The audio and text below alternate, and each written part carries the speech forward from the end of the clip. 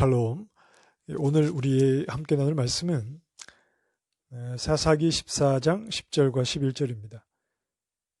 삼손의 아버지가 여자에게로 내려가매 삼손이 거기서 잔치를 베풀었으니 청년들은 이렇게 행하는 풍속이 있음이더라. 무리가 삼손을 보고 30명을 데려와서 친구를 삼아 그와 함께 하게 한지라. 아멘. 삼손의 결혼식이 딥나에 있는 이 블레셋 여자의 집에서 이제 치러지고 있습니다. 당시 결혼의 풍속은 한 일주일 정도 신부의 집에서 신랑과 신부를 축하하기 위해서 많은 사람들이 모여서 함께 먹고 마시고 즐거워하는 것입니다. 오늘날과 크게 다르지 않은데 한 일주일 정도 시간이 계속되었습니다. 삼손이 잔치를 베풀었다고 했는데 잔치라는 말의 원래 문자의 의미는 마시는 행위를 말합니다. 당연히 기쁘고 즐거운 시간이니까 술을 마셨겠죠. 삼손은 나실인입니다. 과연 일주일 동안 계속되는 이 마시고 즐거워하는 자리에서 삼손이 포도주나 독주를 멀리 할 수 있었을까요? 좀 쉽지 않았을 것 같죠? 자, 그리고 11절에 보면 무리가 삼손을 보고 30명을 데려와서 친구를 삼아 삼손과 함께 하였다 그랬습니다. 이 말씀의 의미는 좀 이렇게 해석을 해야 됩니다.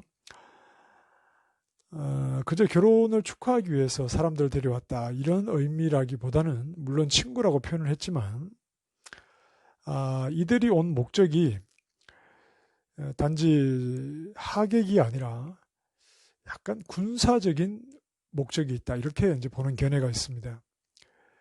삼손이 지금 블레셋이 이스라엘을 지배하고 있지 않습니까? 그래서 블레셋 여자와 이스라엘 남자가 결혼을 하는데 왠지 우리가 삼손을 본 적은 없지만 어디 그림 같은 데 봐도 그저 곱상하게 그렇게 그려져 있지는 않습니다. 사람의 상상력이 또 들어가 있을 수도 있겠지만 뭔가 외형적으로 볼 때도 범상치 않은 좀 그런 모습이었겠죠. 그래서 그곳에 모여있던 블레셋 사람들 무리가 청년 30명을 데리고 온 겁니다. 그 이유, 그 목적은 물론 결혼식 잔치니까 함께 축하하는 자리이기도 하겠지만 삼손에 대한 어떤 경계심이라고 할까요? 뭔가 좀 불미스러운 일이 일어나게 되면 이 30명이 동원이 되어서 삼손을 좀 제압해야 하는 좀 어떤 그런 뉘앙스가 풍기는 그런 이제 내용입니다. 본문입니다. 삼손이 이제 이들에게 수수께끼를 냅니다. 30명에게 수수께끼를 내는데 이 답은 삼손밖에는 알 수가 없습니다. 그러니 30명은 이 수수께끼를 맞힐 수가 없습니다. 맞히느냐 못 맞히느냐에 따라서 굉장히 옷 30벌 또 속옷 30벌 굉장히 큰 내기가 걸려있는 그런 수수께끼입니다. 자, 정한 시간이 점점 다가오고 있는데 30명이 도무지 답을 알 수가 없어서 삼손의 아내를 위협합니다. 어떻게 위협하느냐 하면 15절에 삼손을 꾀어서 답을 알려주지 않는다면 너와 내 아버지의 집을 불살하겠다. 그리고 우리를 이렇게 우리를 부른 것은 우리의 소유를 빼앗기 위해서 삼손과 짜고 이렇게 한 것이 아니냐. 이렇게 여인을 위협하죠. 이들의 위협에 삼손의 아내가 몇 날 며칠을 울며 매달립니다. 결혼식에 기뻐하고 즐거워야 하는데 자기와 자기의 아버지 집을 불살하겠다고 하니까 울며 답을 가르쳐 달라고 그 말에 삼손이 답을 가르쳐 주지요.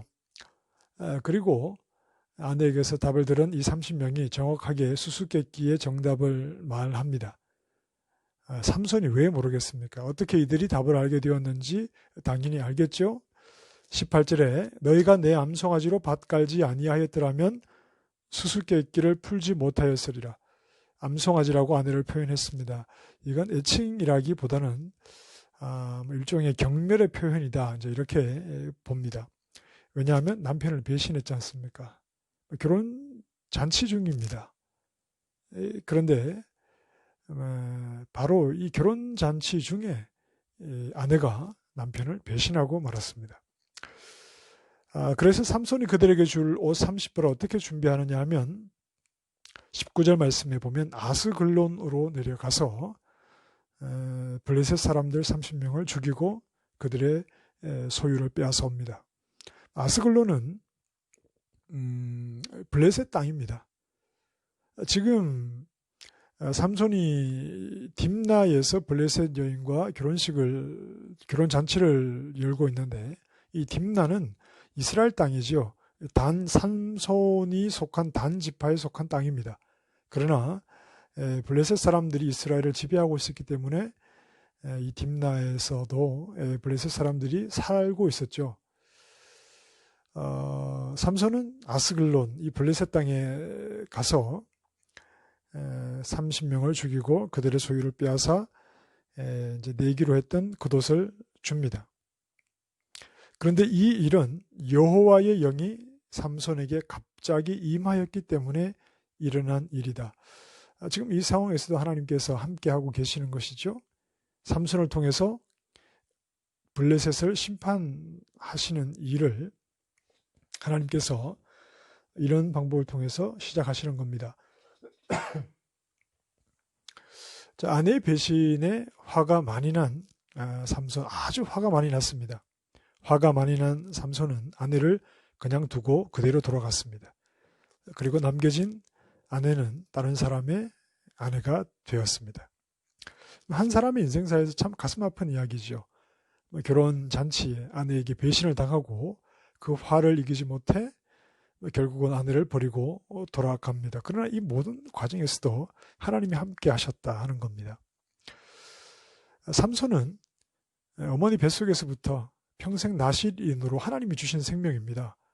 일반적으로 자기가 서원해서 일정 기간 나실인의 삶을 살았던 것과 달리 하나님이 주신 생명, 그는 평생 나실인이었습니다.